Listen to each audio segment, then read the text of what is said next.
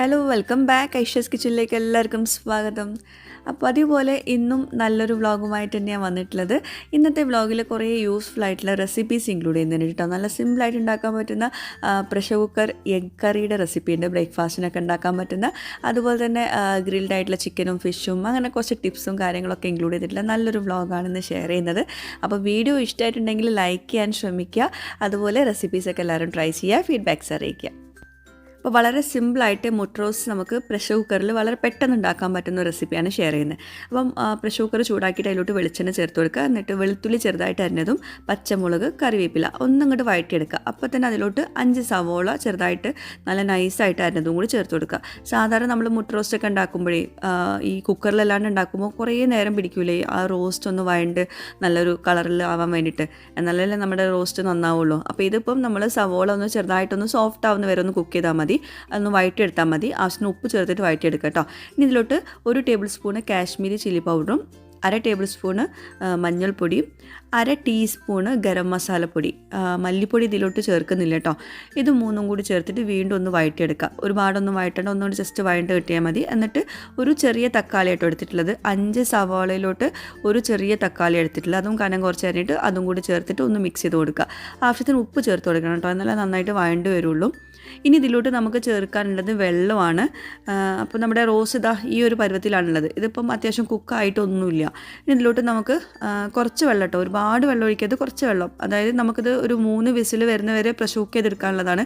അപ്പം അതിനാവശ്യത്തിനുള്ള വെള്ളം ഒഴിച്ചു കൊടുത്തിട്ട് നമുക്ക് 3 വിസിൽ വരുന്നവരെ പ്രഷർ കുക്ക് ചെയ്തെടുക്കണം, ഒരു മീഡിയം ഫ്ലെയിമിൽ വെച്ചിട്ട് കേട്ടോ.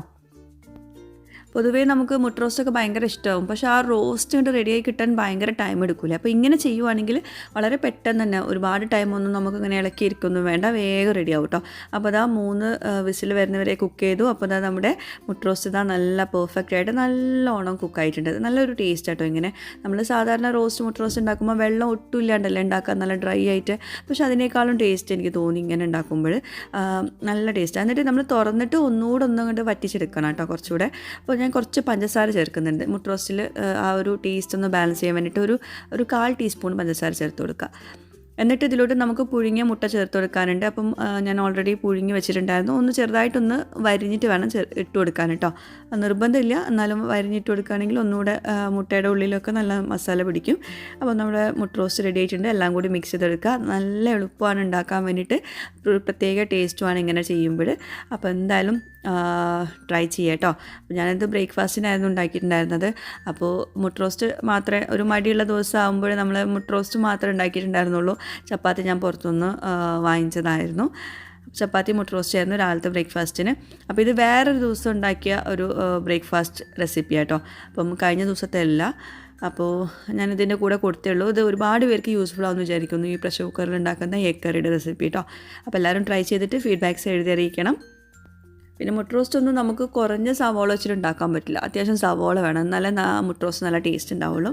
അപ്പോൾ ഇനി കഴിഞ്ഞ ദിവസത്തെ വിശേഷങ്ങളൊക്കെ കാണാം. അപ്പോൾ ഞാൻ ഉച്ചയ്ക്കാണ് നമ്മുടെ വീഡിയോ ഷൂട്ടിങ്ങൊക്കെ തുടങ്ങിയിട്ടുണ്ടായിരുന്നത് കേട്ടോ. അപ്പം ആദ്യം തന്നെ ചോറ് അങ്ങോട്ട് റെഡിയാക്കി വെച്ചാൽ പിന്നെ ബാക്കി ഒരു സമാധാനമാണ്.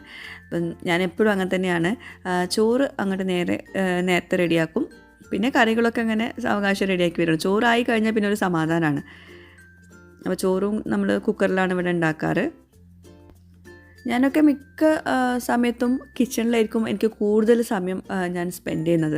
പക്ഷേ ഞാൻ ചിലരോടൊക്കെ ചോദിക്കുമ്പോൾ അവർ പറയാറുണ്ട്, രാവിലെ അടുക്കളയിൽ കയറിയിട്ട് എന്തെങ്കിലും ഉണ്ടാക്കി കഴിഞ്ഞാൽ പിന്നെ നെക്സ്റ്റ് ഡേ രാവിലെ അവിടെ കാര്യമായിട്ട് ഉണ്ടാക്കാൻ ഉണ്ടാവുള്ളൂ എന്നാണ് പറയുക. അവർ രാവിലെ ബ്രേക്ക്ഫാസ്റ്റും ലഞ്ചിനും ഉണ്ടാക്കി അതന്നെ ഡിന്നറിന് കഴിക്കും. അങ്ങനെ കാര്യമായിട്ടൊന്നും ഭക്ഷണത്തിന് ഇമ്പോർട്ടൻസ് കൊടുക്കാത്ത കുറേ പേരുണ്ട് കേട്ടോ. അപ്പോൾ ഇത് ഞാൻ ലോ ഫാറ്റ് പാൽ വെച്ചിട്ടുണ്ടാക്കിയ വീട്ടിലുണ്ടാക്കിയ തൈരാട്ടോ. അപ്പോൾ ഞാനിപ്പോൾ ഇവിടെ ലോ ഫാറ്റ് തൈരാണ് ഉണ്ടാക്കാറ്, ഇങ്ങനെ ഉണ്ടാക്കാറ്. അപ്പോൾ ഞാൻ മുമ്പത്തൊരു വീഡിയോയിൽ കാണിച്ചിട്ടുണ്ടായിരുന്നു, ലോ ഫാറ്റ് പാൽ വെച്ചിട്ട് നാട്ടിൽ നിന്ന് കൊണ്ടുവന്ന ഉറത്തൈരുണ്ടല്ലോ, അത് വെച്ചിട്ട് തൈരുണ്ടാക്കിയത്.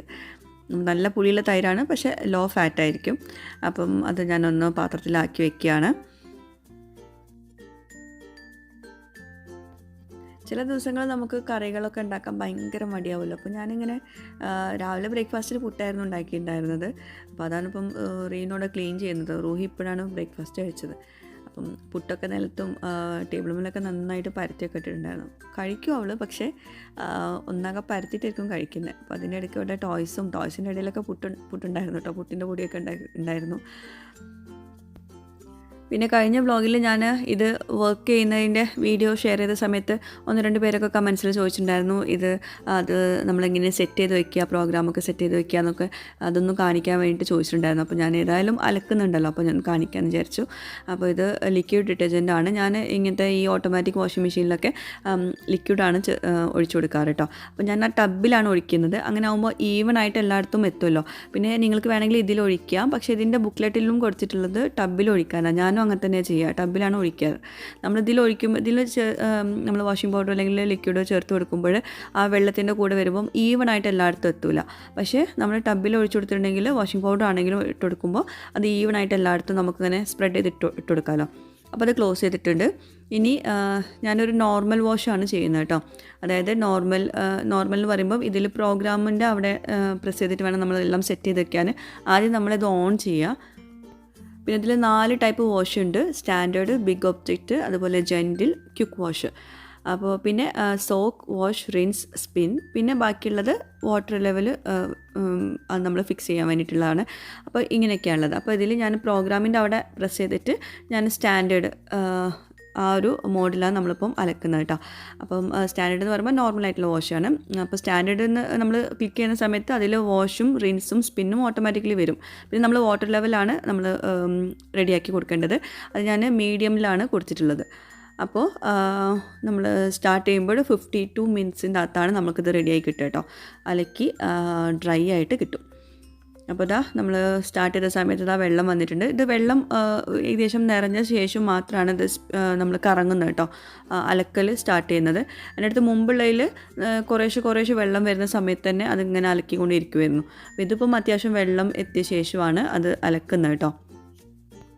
അപ്പോൾ ഇങ്ങനെ ആകുമ്പം ആ വാഷിംഗ് പൗഡറൊക്കെ ഒരേപോലെ ഈക്വലായിട്ട് എല്ലായിടത്തും എത്തും. അപ്പോൾ ഇതൊക്കെയാണ് കേട്ടോ. അപ്പോൾ ഇങ്ങനെയാണ് ഇതിൻ്റെ ആ ഒരു സെറ്റിങ്. അപ്പം നിങ്ങൾ ചോദിച്ചതുകൊണ്ട് മാത്രം കാണിച്ചതേ ഉള്ളൂ. അപ്പം കുറേ പേരുണ്ടാവില്ല ഇത് വാങ്ങിക്കണോ, ഇങ്ങനത്തെ ഓട്ടോമാറ്റിക് വാങ്ങിക്കണോ എന്നുള്ള കൺഫ്യൂഷൻ.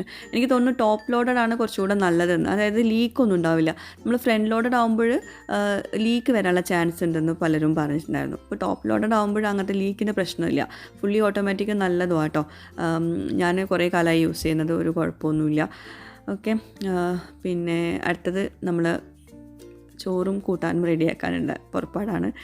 അപ്പോൾ മീൻ ഇന്ന് ശനിയാഴ്ചയാണല്ലോ, അപ്പോൾ മീൻ കൊണ്ടുവന്നിട്ടുണ്ടായിരുന്നു. ഫ്രഷായിട്ട് മാർക്കറ്റിൽ നിന്ന് കൊണ്ടുവന്നതാണ്. പിന്നെ മത്തിയും കൊണ്ടുവന്നിട്ടുണ്ടായിരുന്നു. അപ്പം ഞാൻ മത്തി കുറച്ച് എടുത്തിട്ടുണ്ട്. ശരിയാണ് വലിയ മീൻ. അപ്പം അതും കുറച്ച് മത്തിയും കൂടി എടുത്തിട്ട് ഗ്രില്ല് ചെയ്യാമെന്നാണ് വിചാരിക്കുന്നത്. ഞാനിവിടെ സ്ഥിരം മീൻ ഫ്രൈ ആക്കാറില്ല. ഒന്നെങ്കിൽ വറ്റിക്കും, അല്ലെങ്കിൽ പിന്നെ ഗ്രില്ല് ചെയ്യും. അപ്പോൾ ഇന്നിപ്പോൾ മാലി ഉണ്ടായിരുന്നു. അപ്പോൾ മീൻ ക്ലീൻ ചെയ്യണം. അപ്പോൾ അന്നേരം കൊണ്ട് ഞാൻ പച്ചക്കറികളൊക്കെ ഒന്ന് അരിഞ്ഞെടുക്കാമെന്ന് വിചാരിച്ചു. അപ്പം ശനിയാഴ്ച ആയതുകൊണ്ട് തന്നെ കുറച്ച് ലേറ്റായിട്ടാണ് മീനൊക്കെ കിട്ടിയിട്ടുണ്ടായിരുന്നത്. അപ്പം ചോറ് വല്ലാണ്ട് ലേറ്റ് ആക്കണ്ടെന്ന് വിചാരിച്ചിട്ട് വേഗം എല്ലാം ഒന്ന് റെഡിയാക്കുകയാണ്. പിന്നെ മീൻ ഗ്രില്ല് ചെയ്യാനുള്ളതുകൊണ്ട് പിന്നെ നമുക്ക് കുറേ നേരം അത് നോക്കിക്കണമെന്നും ആവശ്യമില്ല. വേഗം മസാലയൊക്കെ പുരട്ടി അങ്ങോട്ട് ഗ്രില്ല് ചെയ്യാൻ വെച്ചാൽ ഒരു 20 മിനിറ്റിനകത്ത് അത് റെഡിയായി കിട്ടും.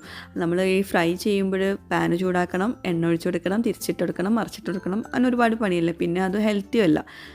അപ്പം ഞങ്ങളിപ്പോൾ ഇവിടെ കുറേ കാലമായിട്ട് ഇങ്ങനെ തന്നെ ചെയ്യാറ്. മീൻ ഫ്രൈ ചെയ്ത് കഴിക്കണമെന്ന് തോന്നുമ്പോൾ നമ്മളിങ്ങനെ ഗ്രില്ലാക്കി കഴിക്കും, അല്ലാഞ്ഞാൽ കറി വയ്ക്കും.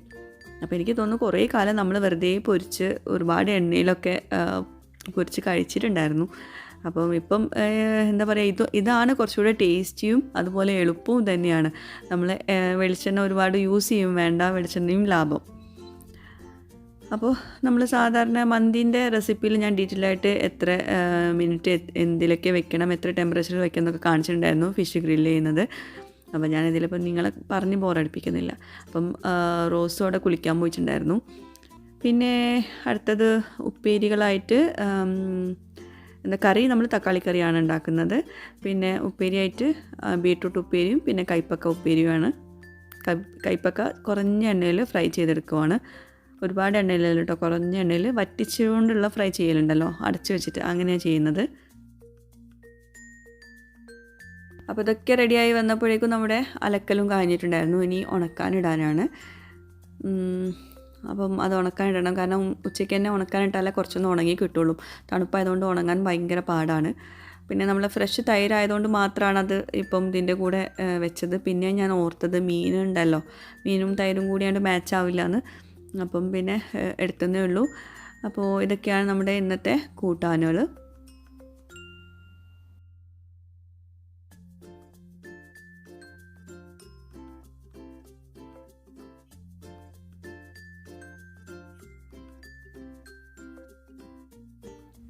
മത്തിയൊക്കെ നല്ലോണം മുരർത്ത് വന്നിട്ടുണ്ടായിരുന്നു കേട്ടോ. അപ്പോൾ ഇങ്ങനെ കഴിക്കുമ്പം വല്ലാത്തൊരു ടേസ്റ്റ് തന്നെയാണ് മത്തിക്ക്, നല്ല ടേസ്റ്റാണ്. എന്നാൽ നമ്മൾ ഹെൽത്തി ആയിട്ട് കഴിക്കുമല്ലേ.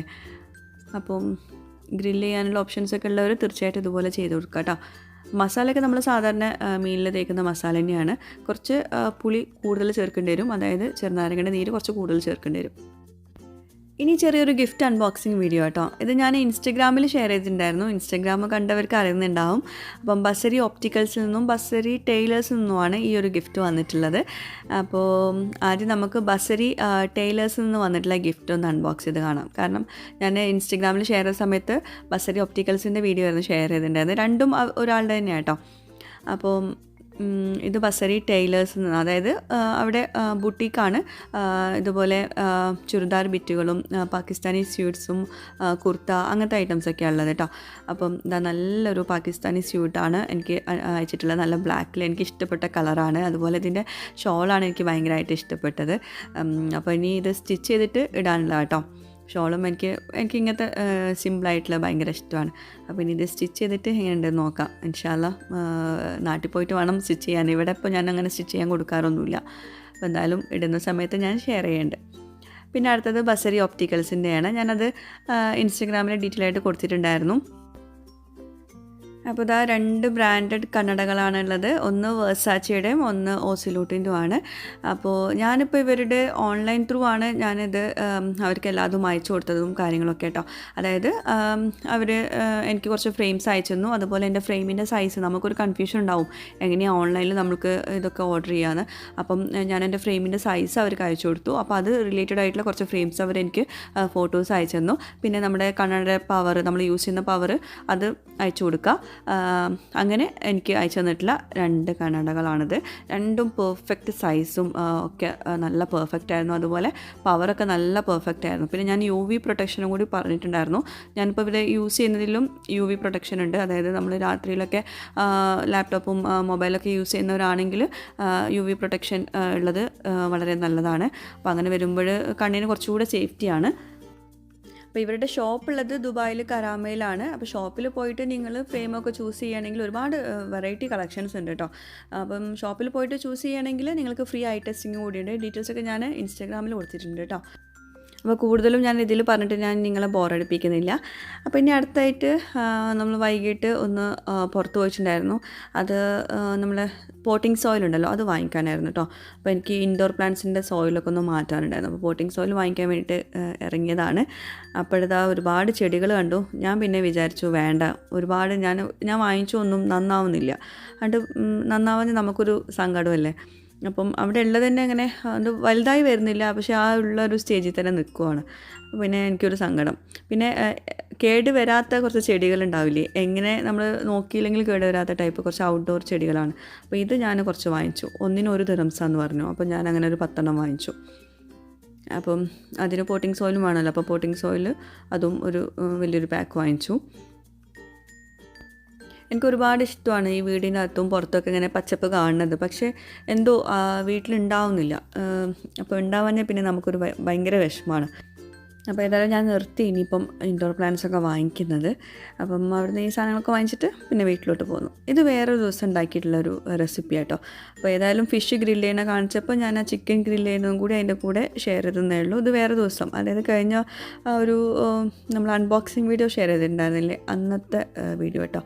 ഇഞ്ചി വെളുത്തുള്ളിയൊക്കെ ഒന്ന് ചതച്ചെടുത്തു. ഞാൻ ചിക്കൻ ഗ്രില്ല് ചെയ്യുന്ന കാണിക്കാം കേട്ടോ, രാത്രിത്തേക്ക് വേണ്ടിയിട്ടാണ്.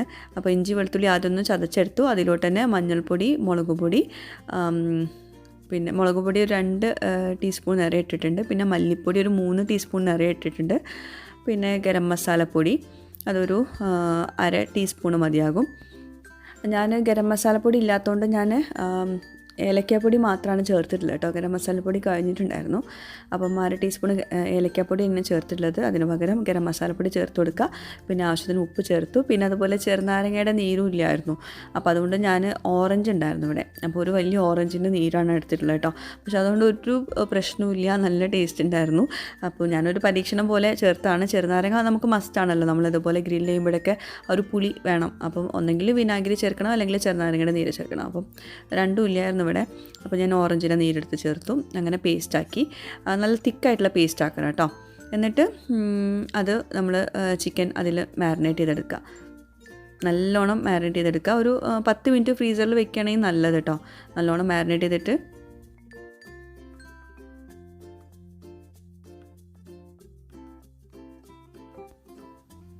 മസാല പിന്നെ ഒരുപാട് മസാല കോട്ടഡോ ആവണ്ട കേട്ടോ. കാരണം ചിക്കനിലൊക്കെ ഒരുപാട് മസാല കോട്ടഡ് ആയിട്ടുണ്ടെങ്കിൽ അത് വേറൊരു ടേസ്റ്റ് ആയിരിക്കും. അപ്പോൾ അതാ ഇതുപോലെ മാരിനേറ്റ് ചെയ്തിട്ട് കുറച്ച് നേരം ഒരു 10 മിനിറ്റൊക്കെ ഫ്രീസറിൽ വെക്കുക. ഇനിയിപ്പോൾ അതിന് സമയമില്ലെങ്കിലും അതും കുഴപ്പമില്ല കേട്ടോ. ഇനി നമുക്ക് ഇതിലോട്ട് കുറച്ച് വെളിച്ചെണ്ണ ചേർത്ത് കൊടുക്കാം. നല്ലൊരു ഫ്ലേവർ ആയിരിക്കും ഗ്രില്ല് ചെയ്ത് വരുമ്പോൾ. അപ്പം 1 ടീസ്പൂണ് വെളിച്ചെണ്ണ ചേർത്ത് കൊടുത്തിട്ടുണ്ട്. എന്നിട്ട് നമ്മുടെ ഗ്രിൽ പാൻ ഇതുപോലെ നന്നായിട്ടൊന്ന് ബ്രഷ് ചെയ്ത് കൊടുക്കുക. ഓയിൽ വെച്ചിട്ട്, സൺഫ്ലവർ ഓയിൽ വെച്ചിട്ട് വേണമെങ്കിൽ ബ്രഷ് ചെയ്ത് കൊടുക്കാൻ. എന്നിട്ട് ഇതുപോലെ ചുടാൻ വേണ്ടിയിട്ട് ചിക്കൻ വെച്ച് കൊടുക്കുക. ഒരു മീഡിയം സൈസ്ഡ് പീസായിട്ടാണ് ഞാൻ ചിക്കൻ കട്ട് ചെയ്തിട്ടില്ല കേട്ടോ. ചെറിയ ചെറിയ പീസാക്കിയിട്ടുണ്ടെങ്കിൽ അതിൻ്റെ അകത്തൂടെ ചാടിപ്പോവും. അപ്പോൾ ഇതിൻ്റെ മുകളിൽ കുറച്ച് വേണമെങ്കിൽ ഓയിൽ ഒഴിച്ചു കൊടുക്കുക. സൺഫ്ലവർ ഓയിൽ മേലെ ഇതിൻ്റെ മുകളിൽ ഒഴിച്ചു കൊടുക്കുക, ഈ ചിക്കൻ്റെ മുകളിൽ. പിന്നെ കുറച്ച് ഉരുളക്കിഴങ്ങ് ഇതുപോലെ വെച്ച് കൊടുക്കുന്നുണ്ട്. ഉരുളക്കിഴങ്ങിനും ആ ചെറിയ മസാല കൊടുത്തിട്ടോ. അപ്പോൾ നല്ല ടേസ്റ്റാണ്. ഉരുളക്കിഴങ്ങ് വന്ന് വരുമ്പോൾ നല്ല ടേസ്റ്റാണ്, പറഞ്ഞറിയിക്കേണ്ട ആവശ്യമില്ലല്ലോ. അപ്പോൾ ഉരുളക്കിഴങ്ങ് ഇതിൻ്റെ കൂടെ തന്നെ ഇടയ്ക്ക് വെച്ച് കൊടുത്തിട്ടുണ്ട്. ഇനി നമുക്കിത് ഗ്രില്ല് ചെയ്തെടുക്കണം. 200 ഡിഗ്രിയിൽ ഞാൻ ഏറ്റവും മേലത്തെ കോയിൽ മാത്രം ഓണാക്കിയിട്ടാണ് വെച്ചിട്ടുള്ളത്.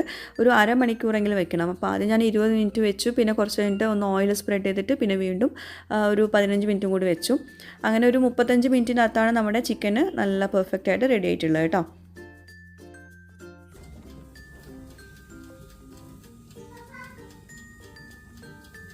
അപ്പോൾ നമ്മുടെ ചിക്കന് നല്ല പെർഫെക്റ്റ് ആയിട്ട് റെഡി ആയിട്ടുണ്ട്. വല്ലാണ്ട് ഇങ്ങോട്ട് കരിയിപ്പിച്ച് എടുത്തിട്ടില്ല കേട്ടോ ഞാൻ. അങ്ങനെ വേണമെങ്കിൽ കുറച്ചുകൂടെ ഒന്ന് കുക്ക് ചെയ്തെടുക്കുക. ഒരു 40-45 മിനിറ്റൊക്കെ ചെയ്തെടുക്കുക. നമ്മൾ പിന്നെ വല്ലാണ്ട് അങ്ങോട്ട് ഡാർക്കാക്കിയിട്ട് എടുത്തിട്ടില്ല. അപ്പോൾ ചോറും പിന്നെ രാത്രിയിൽ ചോറ് തന്നെയാണ് ഉണ്ടാക്കിയിട്ടുണ്ടായിരുന്നത്. ചോറും പിന്നെ എന്താ പറയുക, മത്തൻ തേങ്ങരച്ച കറിയും, പിന്നെ ഉപ്പേരി ഒന്നും ഉണ്ടാക്കിയിട്ടില്ല, ചിക്കനുമായിരുന്നു കേട്ടോ, ചിക്കൻ ഗ്രില്ല് ചെയ്തതും. അപ്പോൾ ഇതൊക്കെയാണ് ഇന്നത്തെ നമ്മുടെ വീഡിയോയിലെ വിശേഷങ്ങൾ. അപ്പോൾ ഇന്നത്തെ വീഡിയോ എല്ലാവർക്കും ഇഷ്ടമായിട്ടുണ്ടെന്ന് വിശ്വസിക്കുന്നു. എല്ലാവരും റെസിപ്പീസൊക്കെ ട്രൈ ചെയ്യാൻ മറക്കരുത്.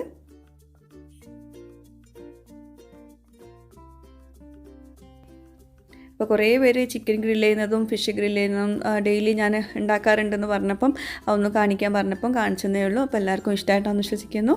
അപ്പോൾ പുതിയൊരു വീഡിയോയുമായിട്ട് വ്ളോഗുമായിട്ടൊക്കെ വരുന്നവരേക്കും ബൈ, താങ്ക് യു.